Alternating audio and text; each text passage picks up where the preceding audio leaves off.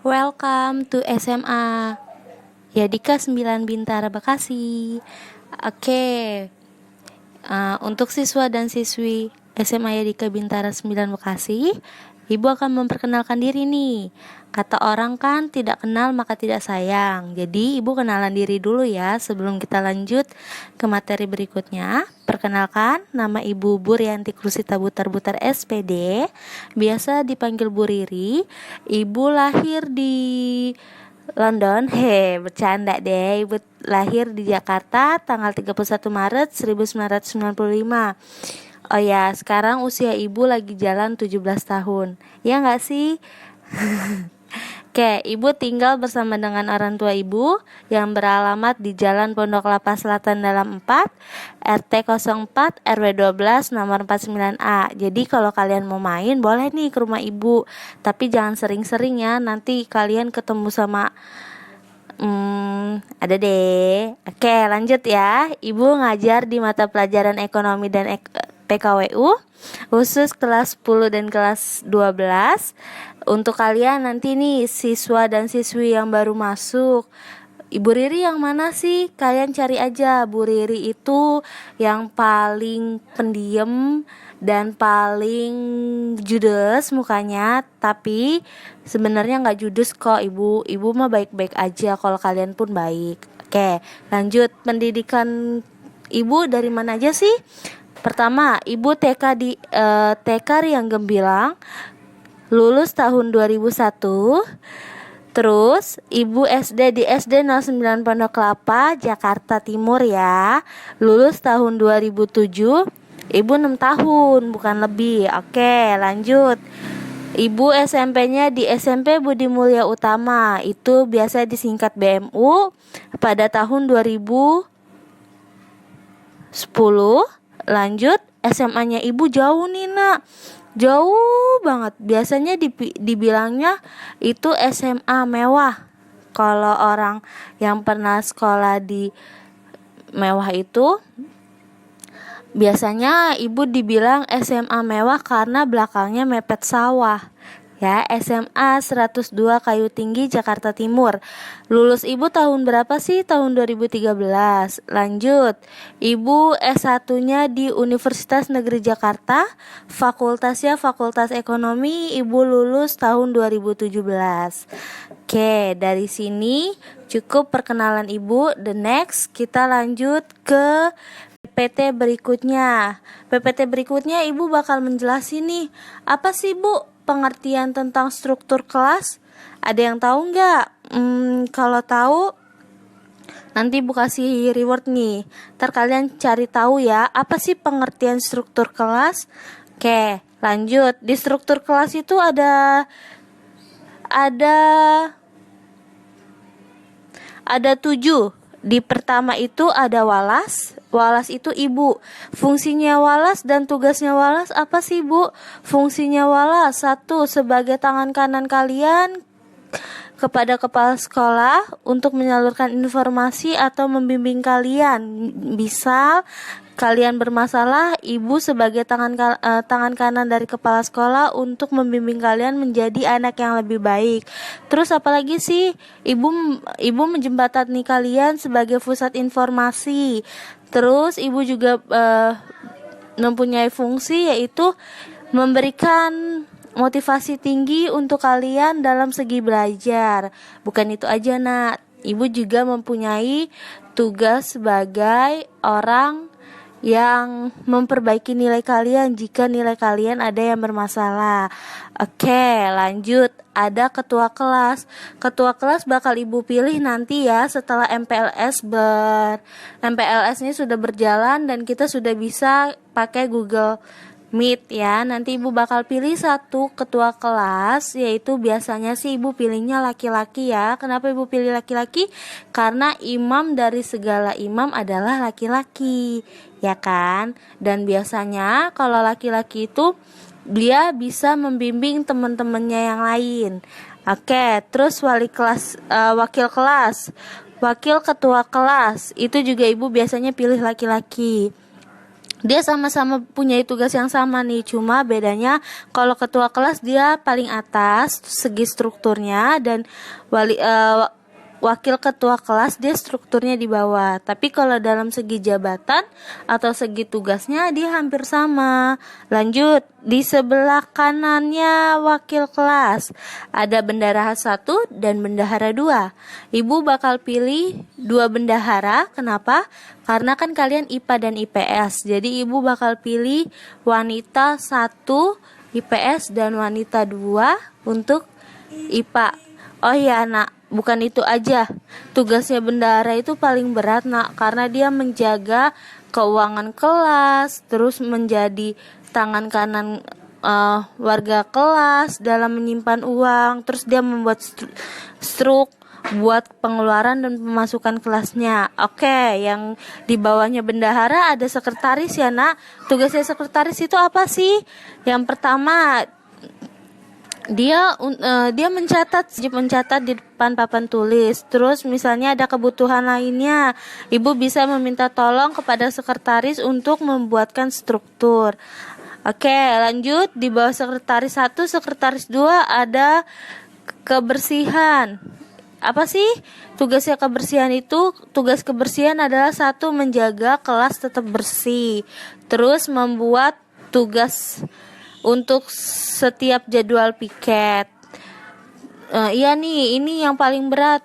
Biasanya kalau di tahun-tahun sebelumnya kelas 10 itu kelasnya paling jorok. Jadi ibu pengennya kalian memanfaatkan fasilitas yang ada di kelas itu dengan baik dan benar.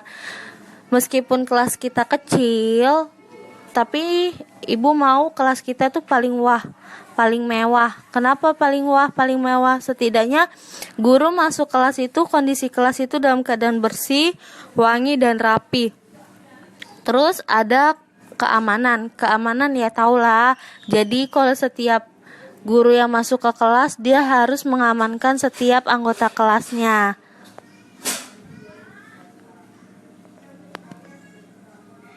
Terus ada ini nih yang paling penting, kontrak pembelajaran. Tahu dong kontrak pembelajaran? Ya, kontrak pembelajaran adalah suatu peraturan yang dibuat oleh masing-masing guru, baik walas maupun setiap guru mata pelajaran. Nah, karena kita belajar via daring atau PJJ, pembelajaran jarak jauh, jadi ibu membuat kontrak pembelajaran itu 2 versi. Yang pertama kontrak pembelajaran secara daring, dan yang kedua kontrak secara pembelajaran di sekolah atau di dalam kelas. Oke, kalau kontrak yang pertama di dalam pembelajaran daring atau PJJ, yang pertama pembelajaran tahun 2020-2021 menurut undang-undang dilaksanakan secara online atau daring, dimulai dari jam 7 sampai jam 12 WIB sesuai dengan jadwal yang telah dibuat sekolah. Berapa banyak sih Bu jadwalnya? Itu paling banyak adalah 3 mata pelajaran dan jenjang waktunya 2 jam. Berarti kalian selesai pembelajaran itu sekitar jam 12, habis itu berikutnya kalian dikasih tugas ataupun segala macam. Yang kedua, saat pembelajaran berlangsung, siswa diwajibkan memakai seragam lengkap sesuai dengan hari kalian melakukan pembelajaran.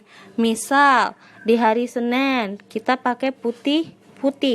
Jadi, yang kalian pembelajaran di daring harus memakai seragam putih, nggak bisa yang lain. Begitu juga di hari berikutnya, misal di hari Rabu. Bu, hari Rabu biasanya pakai baju pramuka. Ya, kalian pakai baju pramuka. Tujuannya untuk apa sih nak? Tujuannya untuk mengetahui kalau kalian di rumah itu pun rasa niat semangat belajarnya pun tinggi. Terus yang ketiga, siswa wajib disiplin dan jujur dalam rangka mengikuti pembelajaran daring serta dibimbing orang tua. Jadi kalian belajar harus jujur. Misal dikasih tugas, kalian jujur, kalian kerjakan sendiri terus tepat waktu dan tidak menyontek atau menyalin tugas dari temanmu yang lain, serta dibimbing orang tua.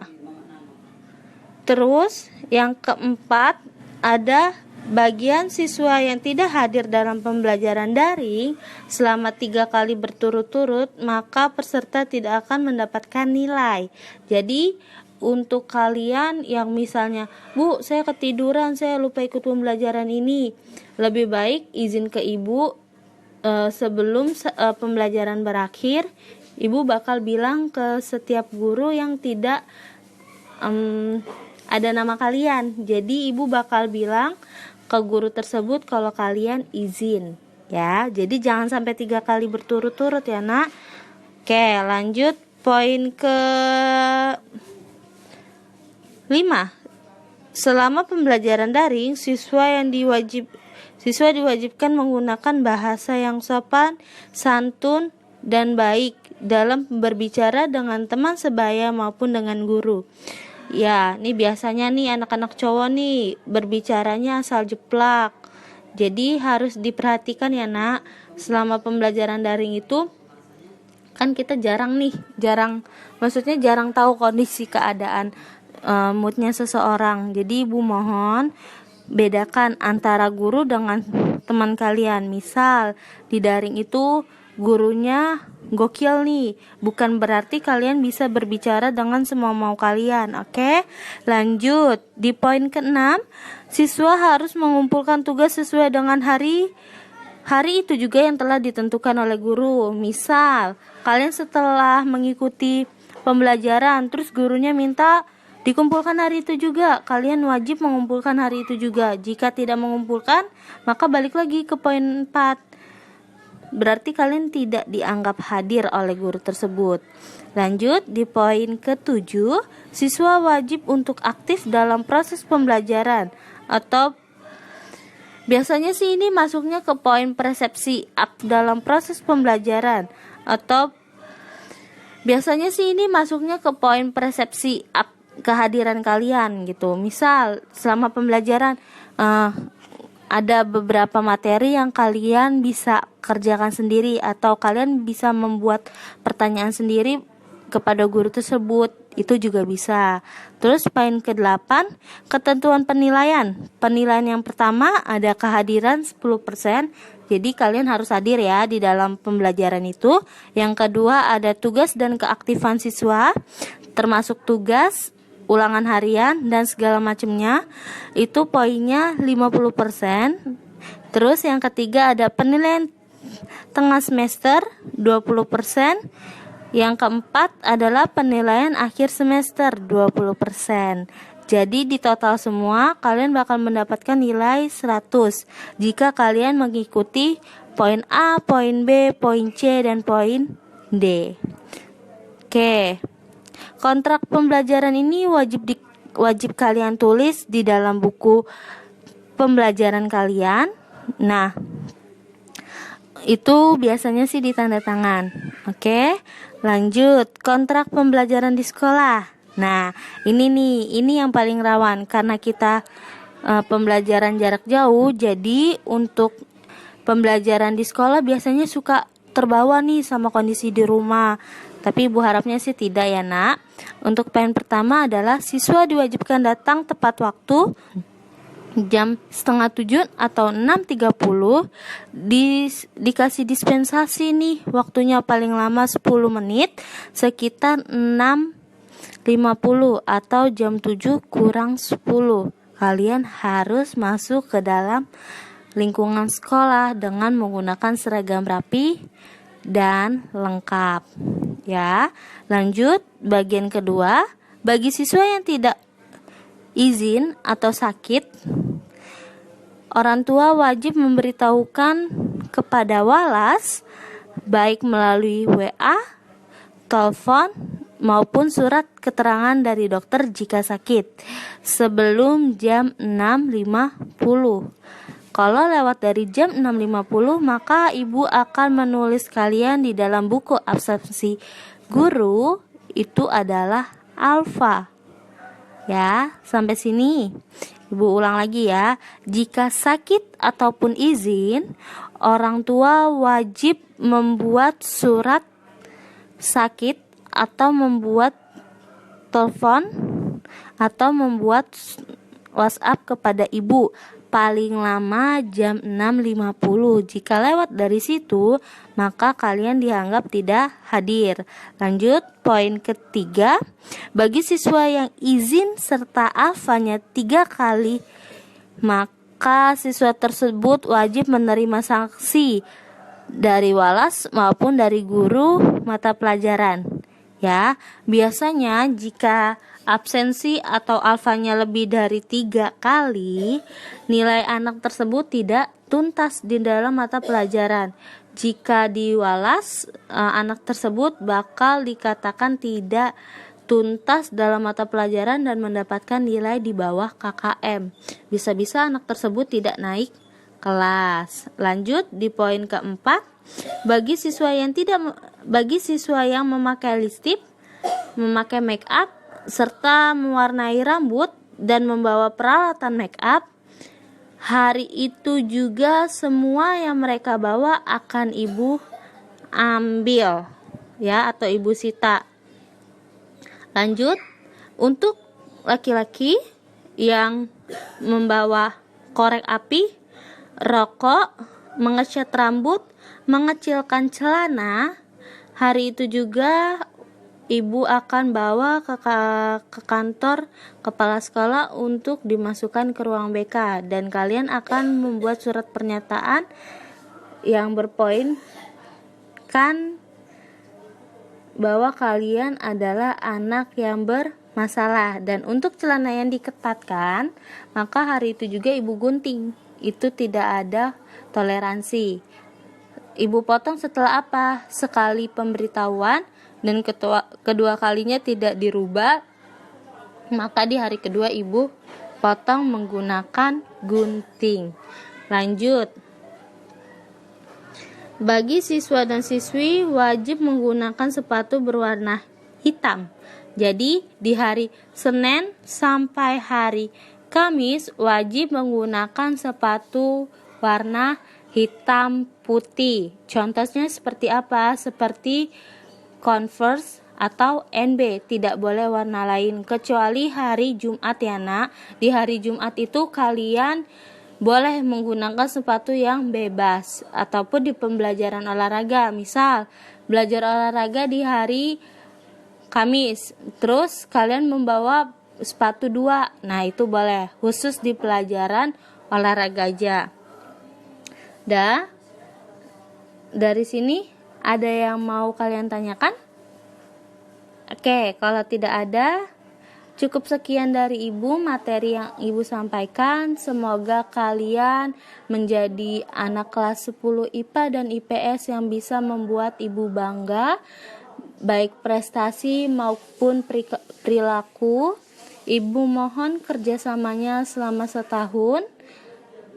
Kalau kalian baik, ibu pun akan membantu kalian dalam tingkat kenaikan kelas. Oke, kalimat terakhir dari ibu, tetaplah menjadi diri kalian sendiri,